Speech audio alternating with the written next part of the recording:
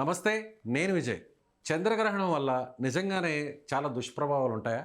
ముఖ్యంగా 5 రాసుల వారికి ఈ గ్రహణం వల్ల చాలా ప్రతికూల ఫలితాలు ఉంటాయా? ఇప్పటికే చాలామంది జ్యోతిష్య పండితులు ఈ విషయం మీద చర్చలు చేస్తున్నారు. నిజంగా అసలు ఆస్ట్రాలజీ ఏం చెప్తుంది? నిజంగా చంద్రగ్రహణానికి ముందు, తరువాత ఎలాంటి ప్రభావాలు ఉండే అవకాశం ఉంది? దీని గురించి మాట్లాడదాం. మనతో పాటున్నారు ఆస్ట్రాలజర్ రజత శ్రీ గారు. నమస్తే మేడం. నమస్తే అండి. మేడం, అసలు యాజ్ ఏ ఆస్ట్రాలజర్గా ఏం చెప్తారు? నిజంగానే ఈ చంద్రగ్రహణం వల్ల 5 రాసుల వారికి చాలా దుష్ప్రభావాలు ఉండే అవకాశం ఉందని ఎక్కువ మంది చెప్తున్నారు. నిజమే అంటారా? ఇక్కడ మనకి గ్రహణాలు అనేవి ముఖ్యంగా మన స్థితిగతులను మార్చడానికి వస్తాయండి. ఇప్పుడు జరిగే గ్రహణం సింహరాశిలో జరుగుతుంది, పుబ్బా నక్షత్రంలో జరుగుతుంది. ఇది సంపూర్ణ కేతుగ్రస్త చంద్రగ్రహణం అని చెప్తాము. చంద్రుడు అనేది మనస్కారకుడు. అంటే ఈ గ్రహణం యొక్క ఎఫెక్ట్ అంతా కూడా మనిషి యొక్క మనసు మీద ఉంటుంది కాబట్టి దీన్ని ప్రతి ఒక్కరు, మన అన్ని రాశుల వారికి మనసు మీద దీని ప్రభావం ఉంటుంది. ముఖ్యంగా సింహరాశిలో జరుగుతున్నప్పుడు, పుబ్బా నక్షత్రంలో జరుగుతున్నప్పుడు సింహరాశి వాళ్ళ పైన దీని ప్రభావం అనేది ఎక్కువగా ఉంటుంది. అలాగే ఒక్కొక్క రాశికి సింహరాశి ఏ భావంలో పడుతుందో, అంటే మకర రాశిని తీసుకుంటే 8వ భావం వాళ్ళకి అది వాళ్ళ ఆరోగ్యం మీద ఎక్కువగా ప్రభావం చూపిస్తుంది. అలాగే కుంభరాశి వాళ్ళకి ఇది 7వ భావం, అంటే వాళ్ళ రిలేషన్షిప్స్ మీద ఎక్కువ ప్రభావం చూపిస్తుంది. ఇంకా వృషభ రాశి వాళ్ళకి 4వ ఇంట్లో, అంటే కుటుంబ స్థితిగతుల మీద ఎక్కువ ప్రభావం చూపిస్తుంది. ఇలా ఒక్కొక్క రాశి నుంచి అది ఏ భావంలో పడుతుందో వాళ్ళకి ఆ ఏరియాలో దాని ప్రభావం ఉంటుంది. ఒక 3 నుంచి 6 నెలల్లో అని చెప్తాము.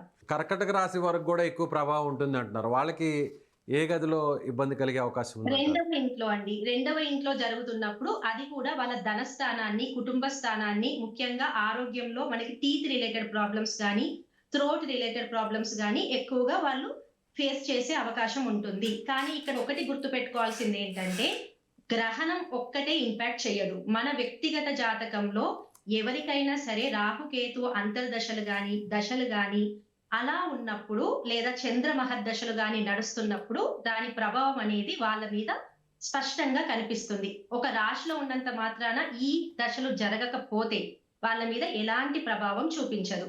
గ్రహణం అనేది ముఖ్యంగా దేశం మీద, ప్రపంచం మీద దాని ప్రభావాన్ని ఎక్కువగా చూపిస్తుంది. ఇప్పుడు మనం ఈ గ్రహణాన్ని దేశానికి, ప్రపంచానికి, నిత్యావసర వస్తువులకి అలా ఎలా ఇంపాక్ట్ అవుతుంది అనేది మనం చూసుకోవాలి. చాలామంది పండితులు చెప్తున్నారు. సరే, పండితులు చెప్పేటువంటి విషయాన్ని పక్కన పెడితే యాజ్ ఏ ఆస్ట్రాలజర్గా ఏం చెప్తారు? అంటే నిజంగా ఒక రాశిలో ఉన్నటువంటి వారందరూ కూడా సేమ్ యాజ్ ఇట్ ఈజ్ అదే ఫలితాలు ఉంటాయి, అలాంటి ప్రభావమే చూపిస్తుంది అని అంటారా? లేదంటే మీరన్నట్టుగా అంటే రాశిలో ఉన్నటువంటి నక్షత్రాన్ని బట్టి, లేదంటే వాళ్ళు ఉన్నటువంటి దశలను బట్టి ఒక్కొక్కరికి ఒక్కొక్క ఫలితం చూపే అవకాశం ఉందంటారా? ఇది అందరూ భయపడాల్సిన అవసరం లేదండి. గ్రహణం గురించి అసలు భయమే అవసరం లేదు.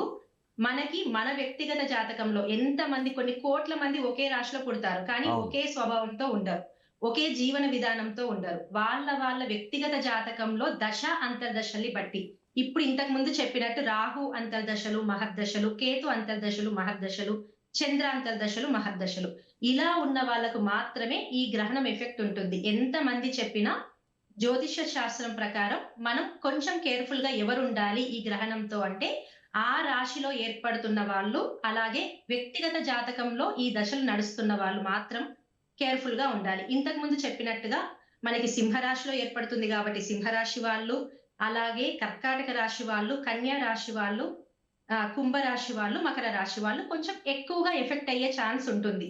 కాబట్టి వాళ్ళు కొంచెం దానాలు చేసుకోవడము, కొంచెం ఏవైనా పరిహారాలు చేసుకోవడము, ఇంట్లో మంత్ర జపం చేసుకోవడం, ఇలాంటివి జాగ్రత్తలు తీసుకోవాలి.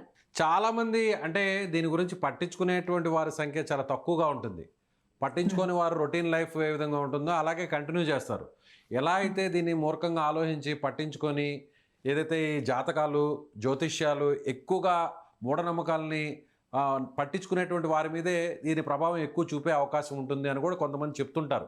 సైంటిఫిక్గా అసలు ఈ గ్రహణం అనేది టెక్నికల్గా జరిగేటువంటి అంశం మాత్రమే తప్ప దీన్ని ఎక్కడా కూడా చూసి భయపడాల్సినటువంటి అవసరం లేదని చాలామంది సైంటిస్టులు, జన విజ్ఞాన వేదిక వాళ్ళు, వీరందరూ కూడా అవేర్నెస్ ప్రోగ్రామ్స్ కూడా కండక్ట్ చేస్తుంటారు. కొంతమంది గర్భిణీ స్త్రీలను కూడా నేరుగా రోడ్ల మీద తీసుకొచ్చి ఆ గ్రహణం సమయంలో కూడా వీళ్ళు రోడ్ల మీద ఉంచేటువంటి ప్రయత్నం కూడా చేస్తుంటారు. సో వీటన్నిటి గురించి ఒక ఆస్ట్రాలజర్గా ఏమంటారు? ఇది ఏదైనా సరే జ్యోతిష్యం అనేది మన నమ్మకానికి సంబంధించిన శాస్త్రం అండి. అది మనం ఎవ్వరం లేదు అంటే లేదు అని కాదు. ఉంది అని నమ్మినంత మాత్రాన ఉంది అని కాదు. ఇక్కడ గ్రహణం అనేది మీకు ఎగ్జాంపుల్ చెప్పాలంటే సింహ రాశిలో జరుగుతుంది. మనకి ముందే మన శాస్త్రం ప్రకారం గ్రహణానికి ఒక 10 రోజుల ముందే మనం ప్రిడిక్ట్ చేస్తాం. దేశంలో ఏం జరుగుతుంది? ప్రపంచంలో ఏం జరుగుతుంది అనేది. ఇప్పుడు మనం చూసుకుంటే మిడిల్ ఈస్ట్ కంట్రీస్ యుద్ధం గాని, అమెరికా వాళ్ళ మీద చేసే యుద్ధం కానీ, ఇవన్నీ కూడా చంద్రగ్రహణం జరిగే సమయంలో ఖచ్చితంగా జరుగుతాయి అని మనం ప్రిడిక్ట్ చేసి ఉంటాము. అది అలాగే జరుగుతుంది కదా! అలాగే నిత్యావసర వస్తువులు గాని, గోల్డ్ గాని, సిల్వర్ గాని ఇలాంటివి ఈ టైంలో పెరుగుతాయి అనేది ప్రిడిక్ట్ చేస్తాము. అలాగే జరుగుతుంది గదా! అలాగే సింహరాశి అనేది మనకి రాజకీయాలకి సంబంధించింది. దేశ అధ్యక్షులకు సంబంధించింది. వాళ్ళ మరణాలు జరగొచ్చు, వాళ్ళకి ఇబ్బందులు జరగొచ్చు అనేది కూడా చూపిస్తుంది. మన దేశానికి వాయువ్య స్థానంలో ఉన్న దేశాలు ఇబ్బంది పడతాయి పలానా చంద్రగ్రహణం వచ్చినప్పుడు అనేది క్లియర్‌గా మనం ముందే ప్రిడిక్ట్ చేస్తాం. అదే కదా జరుగుతుంది. ఏదైనా కుజరాహుల కలయిక జరిగేటప్పుడు ఖచ్చితంగా ఇప్పుడు వాయుతత్వ రాశి కుంభరాశి అనేది. అంటే మనకి ఎయిర్‌పోర్ట్‌కి సంబంధించి, వాయు రంగానికి సంబంధించి ఇబ్బందులుంటాయి అనేది ప్రిడిక్ట్ చేస్తాం. ఇప్పుడు జరిగింది అదే కదా! మొత్తం ఫ్లైట్స్ అన్నీ క్యాన్సెల్ అయిపోయాయి. ఎక్కడియక్కడ స్తంభించిపోయాయి. ఇవన్నీ కూడా కనిపిస్తున్నాయి. మనకి దేశానికి ఇప్పుడు ఒక అంటే వ్యక్తిగా గ్రహణానికి ముందే యుద్ధం స్టార్ట్ అయింది. గ్రహణానికి హ్మ్. ముందే దేశానికి సంబంధించినటువంటి అధ్యక్షుడు, ఇరాన్ అధ్యక్షుడు కూడా చనిపోవడం హ్మ్. జరిగింది. ఇరాన్‌కి సంబంధించినటువంటి సుప్రీం ఖమేనీ హ్మ్. చనిపోవడం జరిగింది. ఆయన్ని హత్య చేయించడం జరిగింది. సో, వారికి హ్మ్. సంబంధించినటువంటి తర్వాత అధ్యక్షుడిని కూడా హత్య గావించబడ్డారని చెప్తున్నారు. హ్మ్. గ్రహణానికి ముందే గ్రహణ పట్టుకు ముందే ఇన్ని అనర్థాలు జరిగితే, గ్రహణం హ్మ్. తర్వాత ఇంకా మరిన్ని అనర్థాలు జరిగేటువంటి అవకాశం ఉందంటారా? ఖచ్చితంగా అండి. మేమదే చెప్తాము. గ్రహణానికి ఒక 10 రోజుల ముందే దాని ప్రభావం చూపిస్తుంది. అలాగే గ్రహణం తర్వాత కూడా ఇది 3-6 నెలల సమయంలో ఈ యుద్ధ వాతావరణం గాని, ఇలాంటి అనిశ్చితి, భయం, ఒక ఇలాంటి పరిస్థితి అనేది తప్పకుండా మనకి ప్రపంచంలో కనిపిస్తూ ఉంటుంది. మనం జాగ్రత్తగా ఉండాలి అనేది చెప్తూ ఉంటాం. అలాగే గ్రహణ ప్రభావం కొంతమంది పండితులు, జ్యోతిష్య పండితులు 40 రోజులు ఉంటుంది. 41 రోజులు దీని ప్రభావం ఉంటుంది. అది ప్రతికూలమైన, అనుకూలమైన గాని అని చెప్తున్నారు. అది పాజిటివ్ ఆర్ నెగెటివ్. సో, మీరు హ్మ్. 6 నెలలు ఉండేటువంటి అవకాశం ఉంది దీని ప్రభావం అంటున్నారు. సో, ఇప్పుడు ఈ హ్మ్. ఒక యుద్ధం పరంగానే చూస్తే, ప్రపంచ హ్మ్. కోణంలోనే చూస్తే, ఈ హ్మ్. భూగ్రహ కోణంలోనే మనం చూసినట్లయితే, ఈ యుద్ధ ప్రభావం ఆల్మోస్ట్ అన్ని దేశాల మీద దీని ఇంపాక్ట్ ఉంటుంది. భారతదేశంతో హ్మ్. సహా. దీని పర్యావసనం గ్రహణం తర్వాత ఎన్ని రోజులు ఉండే అవకాశం స్పష్టంగా ఉంటుంది? 3 నెలలండి. 3 నెలలు ఇలా ఉండే అవకాశం ఉంటుంది. ఇండియా మాత్రం ఎక్కువగా ఎఫెక్ట్ అవ్వకపోవచ్చు. ధరల పెరుగుదలలో తప్ప డైరెక్ట్ యుద్ధానికి సంబంధించి ఎలాంటి ఎఫెక్ట్ అయితే ఇండియా మీద ఉండదు. ఓకే.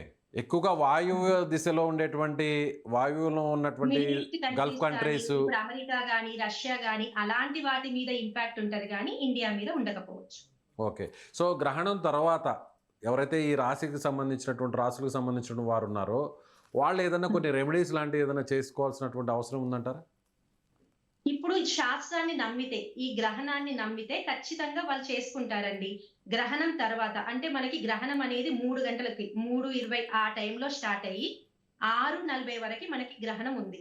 ఆ 6:40 తర్వాత మనమంతా ఇల్లంతా క్లీన్ చేసుకొని, దేవుని పటాలు క్లీన్ చేసుకొని, మనం శుభ్రమైన తర్వాత ఏదైనా సరే గుడికి వెళ్లి ఒక తెలుపు బట్ట, తెలుపు పువ్వులు, అలాగే కేతువుకి సంబంధించి ఉలువలు, చంద్రునికి సంబంధించి బియ్యము, ఒక వెండి నాగు పడగ, అలాగే చంద్రవంక ఇవన్నీ పెట్టి ఒక రాగి పాత్రలో పెట్టి మనం ఆ పూజారి గారికి దానం ఇస్తాము. అలా చేసుకోవచ్చు. లేదంటే వారి స్థాయిని బట్టి గ్రహణం అయిపోయిన తర్వాత ఎవరికైనా భోజనం పెట్టడము, ఏదైనా దానం చేయడం అనేది చాలా శ్రేష్టం. ఓకే. అంటే ఇవన్నీ గూడా చేయలేనటువంటి వారు సింపుల్‌గా చేయాలంటే ఏం జేయాలి? వాళ్ళు సింపుల్‌గా చెయ్యాలి. ఇవేవి చేయలేమనుకున్న వాళ్ళు జస్ట్ స్నానం చేసి, దేవుని దగ్గర దీపం పెట్టి, ఏదైనా గుడికి వెళ్ళేసొచ్చినా సరిపోతుందండి. ఇవేవి చెయ్యాల్సిన పని లేదు. కానీ ఏ రాశుల వాళ్ళకి దీని ప్రభావం ఉంది అనుకుంటున్నారో, ఒక 41 డేస్ ఎలాంటి కీలక నిర్ణయాలు తీసుకోకూడదు. ఏదైనా భూమి కొనుగోలు గాని, ఏదైనా డబ్బుకి సంబంధించిన వ్యవహారాలు గాని, వాళ్ళ జీవితానికి సంబంధించిన వ్యవహారాలు గాని తీసుకునేటప్పుడు కొంచెం ఆపేయగలిగితే మంచిది. పోస్ట్పోన్ చేసుకోవడం మంచిదంటారు మంచిది. 40 రోజుల వరకు కూడా. ఉమ్. సో ఫైనల్గా యాజ్ ఏ ఆస్ట్రాలజర్గా భయపడే వారి సంఖ్య చాలా తక్కువగా ఉన్నా కూడా వాళ్ళు కూడా చాలా ఎక్కువ మంది నా రాశి సింహరాశి లేకపోతే కర్కట రాశి ఈ 5 రాశుల వారు ఎక్కువగా భయపడిపోతుంటారు. సో పండితులు ఇలా చెప్పారు, జ్యోతిష్యులు ఇలా చెప్పారు, ఆస్ట్రాలజర్స్ ఇలా చెప్పారు, నాకేమైపోతుందని చాలామంది ఎక్కువగా హడావుడి చేస్తుంటారు. అలాంటి వారికి మీరు ఏం చెప్తారు? చంద్రగ్రహణం అనేది కానీ సూర్యగ్రహణం కానీ గ్రహణాలు అనేవి ఒక వ్యక్తిని ఒక 20% మాత్రమే ఇంపాక్ట్ చేస్తాయి. ఇప్పుడు ప్రపంచాన్ని ఇంపాక్ట్ చేస్తాయి. అది మీకు కావాలి కానీ మిమ్మల్ని వ్యక్తిగతంగా ఇప్పుడు చంద్రుడు ఇక్కడ మీకు బాలేడు, ఈ రాశికి బాలేడు అంటే ఇప్పుడు మనం అనుకున్నట్టే మీ బుద్ధి, మన చంద్రుడు, మన మనస్సు అనేది మనల్ని తప్పుదోవ పట్టిస్తుంది. కాబట్టి నిర్ణయాలు తీసుకునేటప్పుడు పెద్దవాళ్ళని సంప్రదించి తీసుకోవడం మంచిది. అంతే తప్ప మనం భయభ్రాంతులకు లోనవ్వాల్సిన అవసరం లేదు. ఇప్పుడు ఒక 30 సంవత్సరాల వ్యక్తికి ఆయన పుట్టినప్పటి నుంచి సంవత్సరానికి 2 గ్రహణాలు అనుకున్నా ఇప్పటికి ఎన్నో గ్రహణాలు వచ్చుంటాయి, కానీ ఏం జరగలేదు కదా. దీని వల్ల జీవితం మారిపోయేది ఉండదు. కానీ మీరు మీ వ్యక్తిగతంగా ఏదైనా ఈ అంతర్దశల్లో ఉన్నప్పుడు మాత్రం దానికి సంబంధించి నిర్ణయం తీసుకోవడంలో కొంచెం పోస్ట్ పోన్ చేయడము, జాగ్రత్తగా తీసుకోవడం చేయాలి. ఇప్పుడు Right. మకర రాశి అన్నామండి, మకర రాశి వాళ్ళకి హెల్త్ మీద ఇంపాక్ట్ ఉంటది. Okay. హెల్త్ విషయంగా 3 నెలలు జాగ్రత్తగా ఉండాలి. Right madam, thank you madam. Okay, thank you.